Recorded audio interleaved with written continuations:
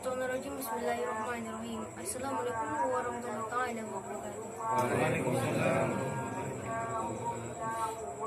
Alhamdulillah. Alhamdulillah alamin. Marilah kita panjatkan bersyukur kehadirat Allah Subhanahu wa taala yang telah memberikan rahmat, hidayah serta berkah. Semoga salawat serta salam tercurahkan kepada junjungan Nabi besar baginda Nabi Muhammad sallallahu alaihi wasallam. Para saudara hadirin yang saya hormati, kepada Bapak dan Ibu dan para saudara sekalian, marilah kita selalu mengucapkan alhamdulillah dan bersyukur kepada Allah Subhanahu wa taala.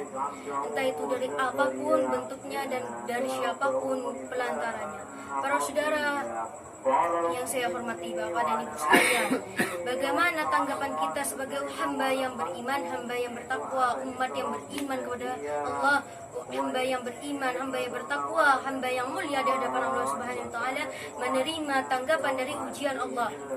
Bagaimana tanggapan kita untuk menghadapi ujian? Jadi, ujian Allah Subhanahu wa taala, di antara pikiran manusia banyak perbedaan di antara karma, azab dan ujian. Jadi kalau yang namanya ujian itu memang kalau ujian berasal dari Allah, tetapi kalau karma itu berasal dari dirimu sendiri, lalu balasannya dari Allah Subhanahu wa taala.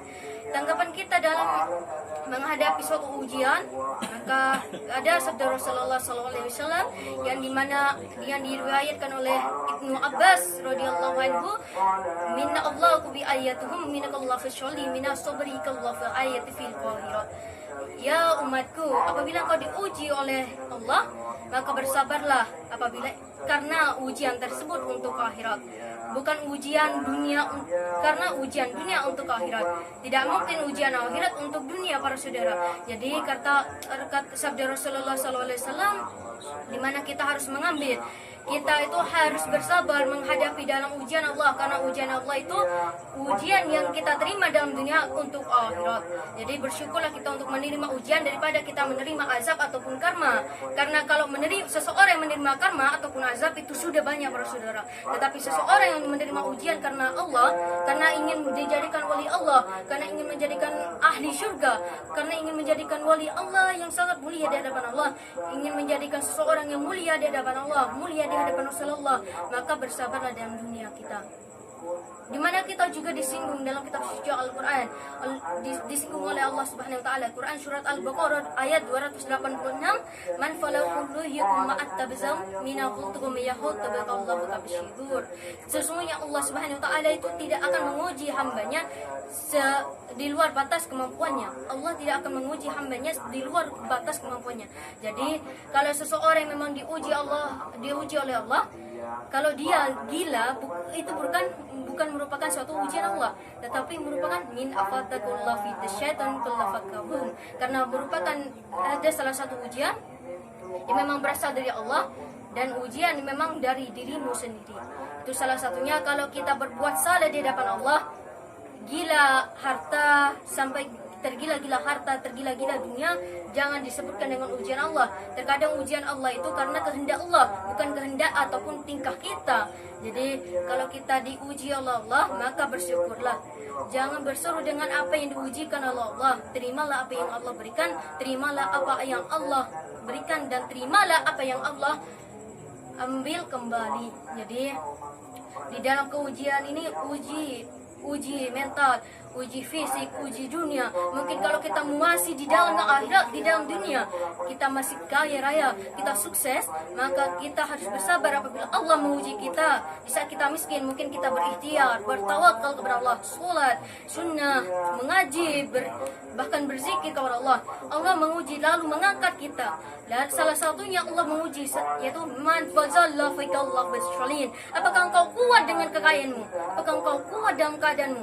Di saat engkau diuji dalam kemiskinan, kau tetap bertawakal, sholat, sunnah, mengaji, berzikir. Di saat kita kaya, mungkin mampu mengangkat derajat kita sendiri dengan usaha, lalu Allah menguji kita dengan beberapa hal tersebut. Jadi salah satunya mungkin kehilangan salah satu seseorang yang kita cintai, kehilangan dunia ataupun kehilangan dirimu sendiri. Jadi apapun yang Allah berikan, maka kita harus ikhlaskan apa yang Allah ambilkan, apa yang Allah ambil kembali. Jadi apa yang ada di dalam diri kita itu semua milik Allah Subhanahu wa taala. Jadi ujian Allah ambil orang tuamu, Allah ambil keluargamu, Allah ambil ke derajatmu, Allah ambil harga dirimu di hadapan manusia, hamba-hamba yang lainnya, sehingga kau dicaci bully, direndahkan oleh manusia-manusia lain, sehingga tidak ada salah satu seseorang yang menghormatimu. Di saat itulah kita akan bersatu dengan Allah, meminta kepada Allah min bayakufi ba'ayatihim, karena sesungguhnya itu merupakan salah satu cinta Allah kepada suatu hambanya.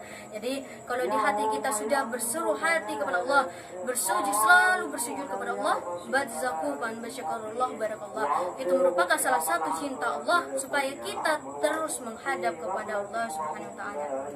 Jadi oleh sebab itulah para saudara sekalian, janganlah kita untuk berseru. Boleh kita menyerukan hati, berseru kepada Allah, tetapi kalau berseru menekan, dengan berseru karena tertekan ataupun menekan, itu berbeda para saudara. Jadi marilah kita mengambilkan hikmahnya dari suatu ujian Allah Subhanahu wa taala. Jadi kalau sesuatu ada cerita di mana kalau ada suatu dukun yang gila ilmunya, jangan disebut ujian Allah.